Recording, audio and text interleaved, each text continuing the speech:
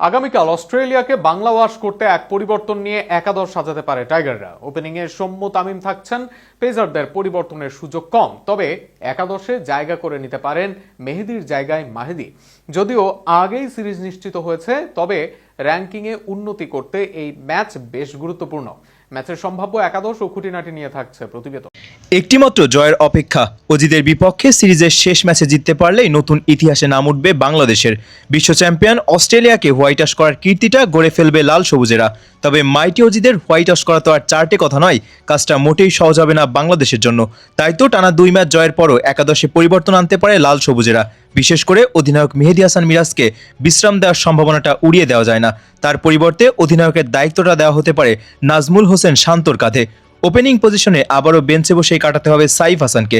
সাম্প্রতিক সময়ে ব্যাট হাতে রানের দেখা না পাওয়ায় এই ব্যাটারকে গত ম্যাচেও রাখা হয়েছিল বেঞ্চে। তার পরিবর্তে সুযোগ পেয়ে নিজেকে মেলে ধরেছেন সৌম্য সরকার। ওপেনিংয়ে যখন প্রথম ম্যাচের হাফ সেঞ্চুরিয়ান তানজিদ তামিম ফিরে যান রানের খাতা খোলার আগে, তখন এই সৌম্যই শান্তকে সাথে নিয়ে রানের চাকা সচল রাখেন। তার 47 বলে 42 রানের ইনিংসটা মূলত ম্যাচের ভিতটা তৈরি করে দিয়েছে। এদিকে সৌম্যের সাথে ওপেনিং পজিশনে দেখা যাবে তানজিদ তামিমকে।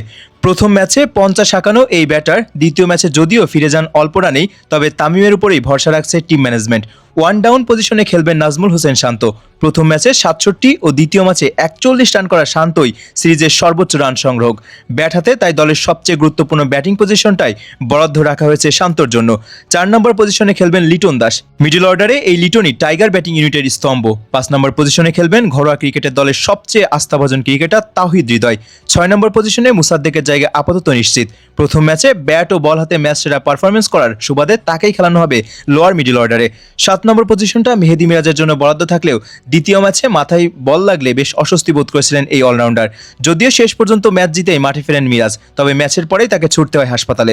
সেখানে নিবিড় পর্যবেক্ষণ শেষে তিনি বাসায় ফিরেছেন ঠিকই, তবে তৃতীয় ম্যাচে নামার মতো ফিট আদেও আছেন কিনা সেটাও একটা প্রশ্ন রয়ে যায়। আর এমন যদি হয় তাহলে সুযোগ পেতে পারেন শেখ মেহেদী হাসান। ম্যাচ গড়ানোর ঠিক একদিন আগেই স্কোয়াডে আনা হয়েছে মেহেদীকে। হয়তো তাকেই একাদশে খেলাতে পারে বাংলাদেশ। স্পিনে মেহেদীর সঙ্গে সঙ্গী হবেন তানভীর ইসলাম।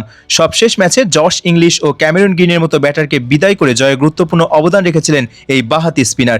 এছাড়া পেস বোলারের তালিকায় থাকবেন নাহিদ রানা, তাসকিন আহমেদ ও মুস্তাফিজুর রহমান। তবে টি-20 সিরিজের কথা মাথায় রেখে যে কোনো এক পেসারকে বিশ্রাম দেওয়া হতেই পারে।